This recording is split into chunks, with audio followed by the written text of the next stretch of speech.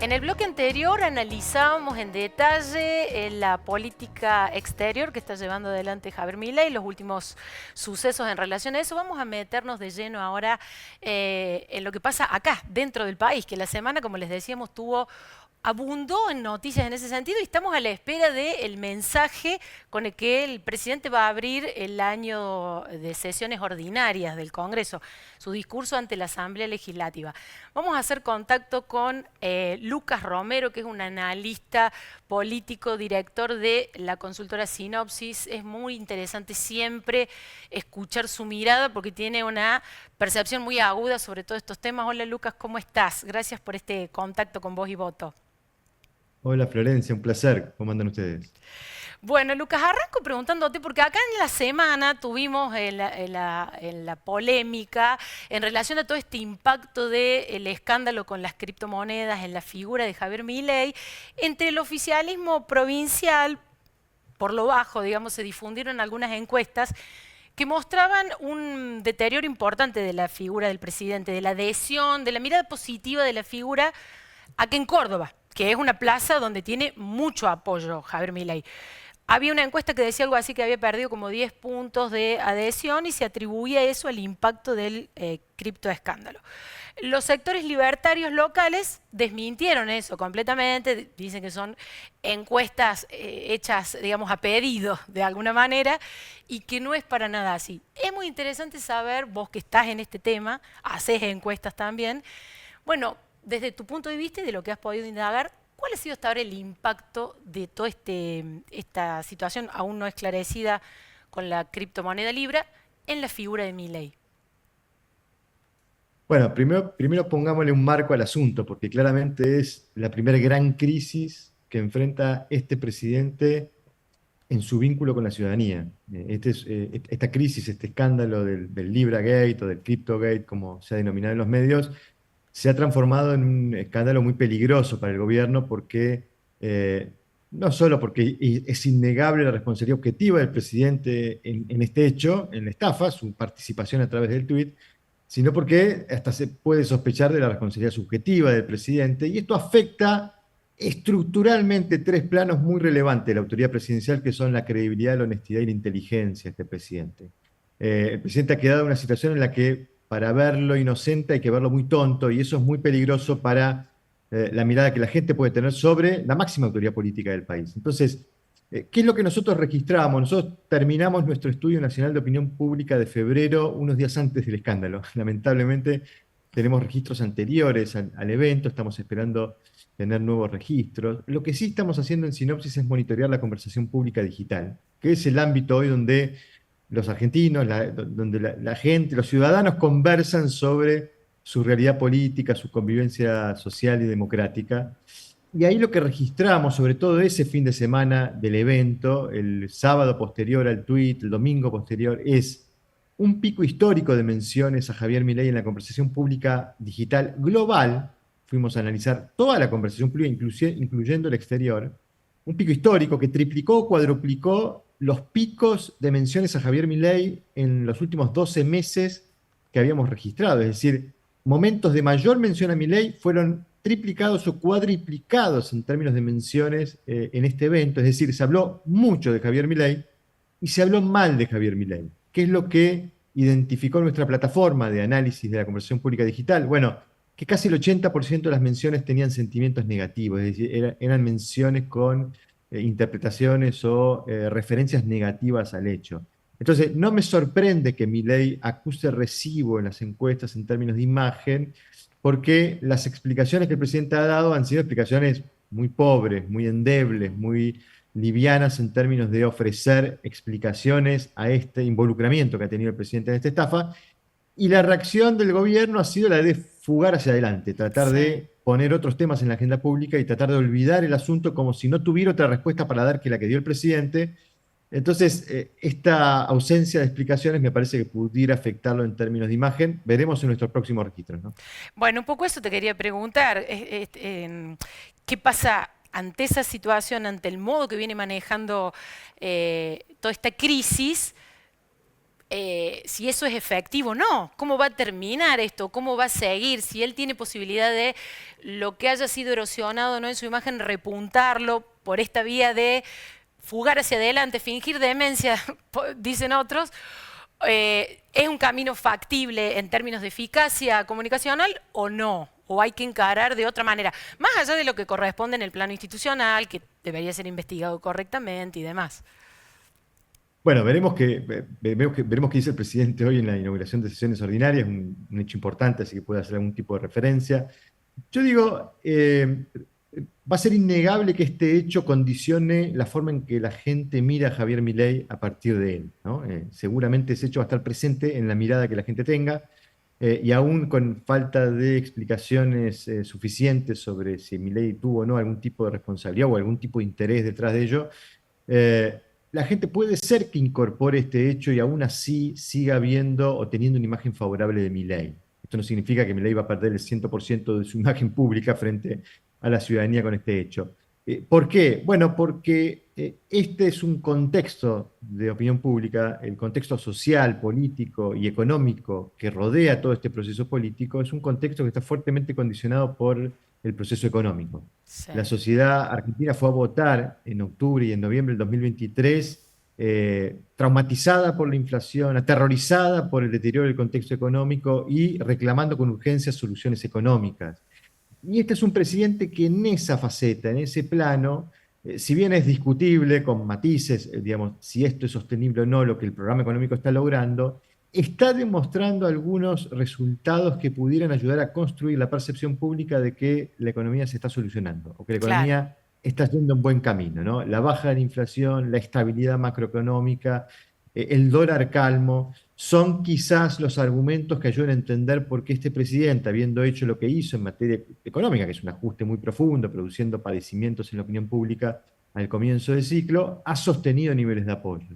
Entonces, acá, digamos, el interrogante es cuánto de ese impacto negativo que produjo el hecho va a estar metabolizado positivamente por los resultados económicos. Claro. Es decir, gente que diga, bueno, no me gusta lo que vi Claro. de este presidente, pero me está resolviendo los problemas económicos, entonces voy a seguir apoyando. Esta es quizás el argumento o la dinámica que podríamos encontrar que lo ayuda al presidente a mitigar el impacto negativo del hecho. Exactamente, un camino de salida, digamos, probablemente el más fructífero para el gobierno es ese, concentrarse en sostener la recuperación económica, en generar resultados positivos ahí, y bueno, y esa es la salida más conveniente de esta encrucijada. Hemos tenido los argentinos, allá por la década del 90, una frase que caracterizaba esa época, de un gobierno que era sospechado e investigado por muchos actos de corrupción, y se había hecho Vox Populi esa frase de roban pero hacen, que era como diciendo, bueno, Exactamente. no hacen las cosas como deben, pero me están resolviendo los problemas. Bueno, podríamos estar en una situación similar, haciendo una referencia, bueno, estafa pero hace el presidente, si es que la sociedad o una parte de ella sospecha que el presidente tiene responsabilidad subjetiva sobre el hecho, es decir, que estuvo involucrado con intereses detrás de este evento. Veremos después que investiga la justicia, porque a este hecho le faltan las derivaciones más complicadas del asunto, que son las judiciales, porque Claro. las derivaciones judiciales es la respuesta institucional frente al hecho, es cómo responde el marco institucional frente a un presidente que comete un acto de estas características que está sospechado de ser un acto reñido con la ley. Entonces, veremos cuáles son las derivaciones judiciales, la investigación judicial que se haga aquí en la Argentina, en la mano del fiscal Tayano y la jueza Servini de Cubría, y lo que puede ocurrir afuera de la Argentina, porque también hay alguna información de que pudiera haber procesos judiciales fuera de la Argentina. Entonces, eso va a tener un impacto muy, muy significativo en la forma en que la gente procese este hecho, pero en todo caso, podríamos estar frente a un evento en donde la gente se vea sometida a este dilema, ¿no? Tolerar Claro. algo que no me gusta porque me está resolviendo los problemas económicos. Bien. Y en ese punto Milei tiene la ventaja respecto de otros momentos que es como más vidriosa esta estafa, digamos, de alguna manera, que otros hechos de corrupción más plausibles que hemos visto antes.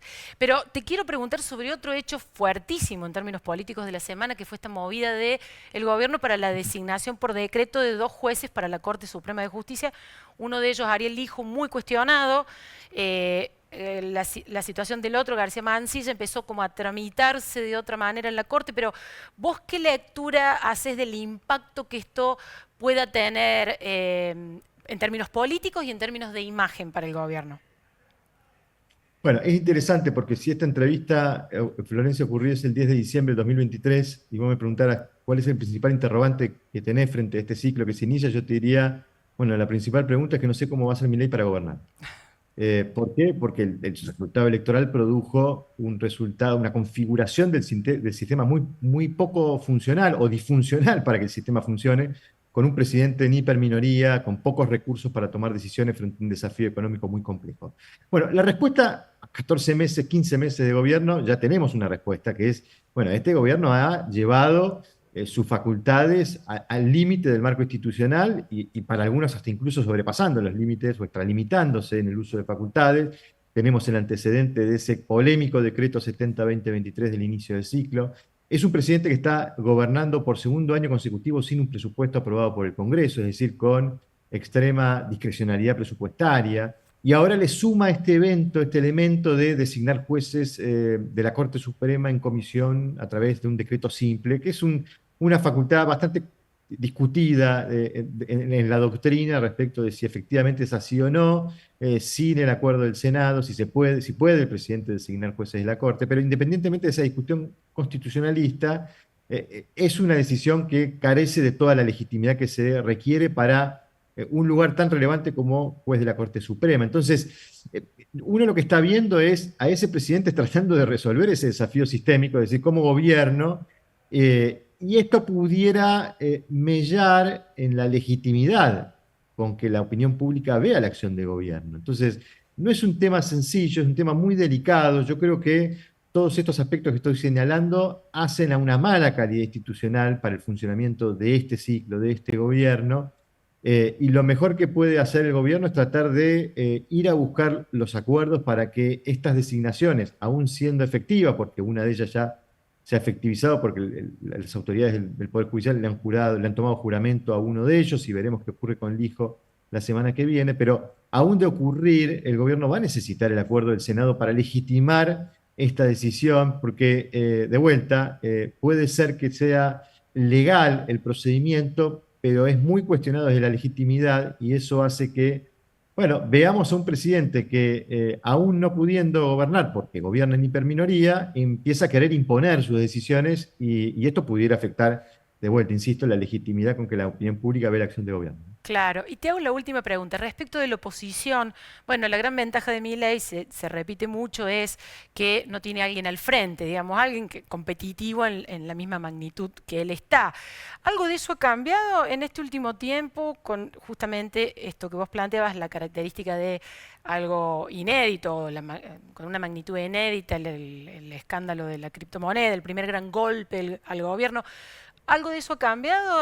¿Ves algún tipo de empoderamiento en la oposición o no? ¿O la situación sigue siendo la misma? Muy interesante porque lo asocio a esto de cómo hace Milei para gobernar y una suerte de, yo digo, de estado de decepción en materia de gobernabilidad, ¿no? ¿Por qué? Porque en buena medida también Milei pudo gobernar, no solo porque forzó los límites de las facultades del Poder Ejecutivo para poder tomar decisiones, sino porque no hubo resistencia política de parte de la oposición o de parte del resto de los actores políticos institucionales para frenar la acción de gobierno. El decreto 70-2023 podría haber tenido el control judicial y haber sido declarado inconstitucional por el Poder Judicial. No fue así. La Corte no trató el tema, omitió emitir opinión sobre el asunto cuando es muy evidente que, digamos, que hay una extralimitación en la utilización de ese recurso del decreto de necesidad de urgencia. Tampoco hubo control legislativo, el Congreso no rechazó ese DNU. Es decir, Milei ha podido gobernar también porque ha habido ausencia de resistencia política a la acción de gobierno. ¿Y eso es por qué? Por el apoyo social.